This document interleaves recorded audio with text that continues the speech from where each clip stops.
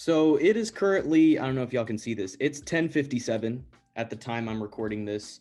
And Julio Jones has just been traded to the Tennessee Titans. I'm pulling up the full terms right now.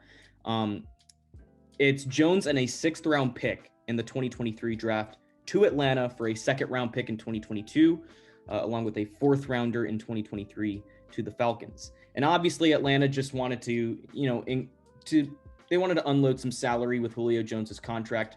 Makes sense. But my God, Tennessee is getting a big win here. The reason I'm recording this, I wanted to film a breakdown and a raw, just uncut reaction video to this Julio Jones trade because honestly, it's probably the biggest thing the NFL has seen in some time, I'd say. Probably the biggest move since the draft. So let's get right into it. If you like content like this, reaction videos, breakdowns, we got you covered. We got more stuff on the way. Make sure you subscribe to the Cold Hard Truth podcast and make sure you hit the bell so you're notified whenever we drop a video. But, let's get right into it. There's a lot to unpack here. Maybe let's just assess the trade from both sides. I understand the risk of, taking on an expensive 32-year-old receiver. Because we all know A.J. Brown, I'd say he's a top 10 receiver right now. But, you lost Corey Davis, you lost Jonnu Smith in free agency. Really, it just seemed like there was no one besides him to really help him out because they have Josh Reynolds as their wide receiver too, but it's Josh Reynolds. And then they drafted Des Fitzpatrick.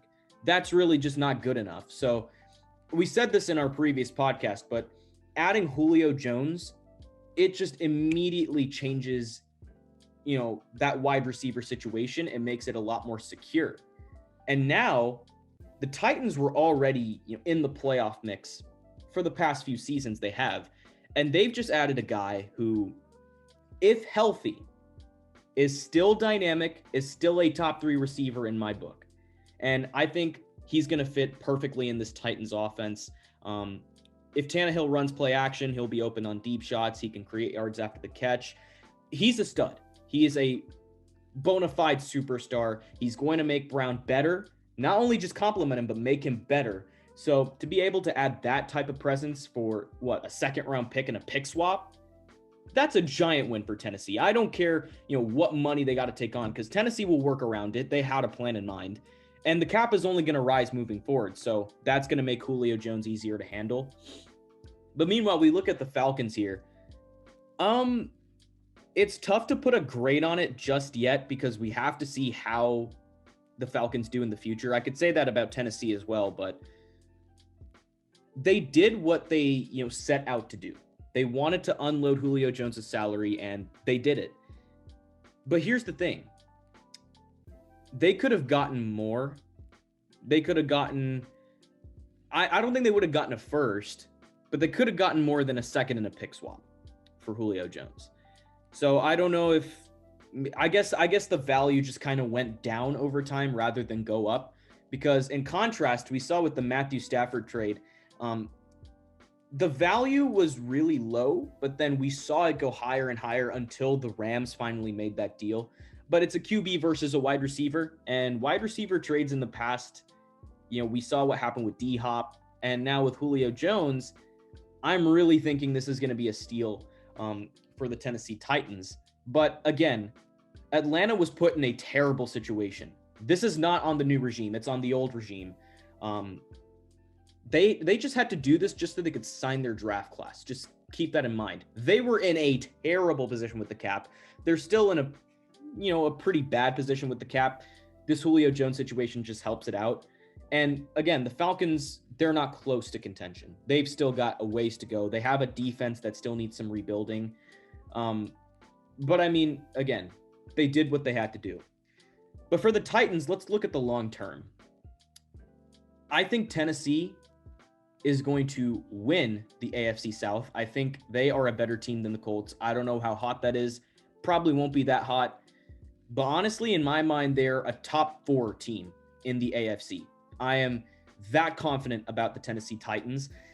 Really, the only thing that gives me some pause for concern is the defense. Definitely a boomer bust defense. I'm releasing a tier list, probably going to come out this Thursday, and I'm going to be ranking defenses. But Tennessee has they very much have a boomer bust defense. A lot of risk on the defensive line, especially with that Bud Dupree signing. The secondary with Caleb Farley, there is a lot of risk.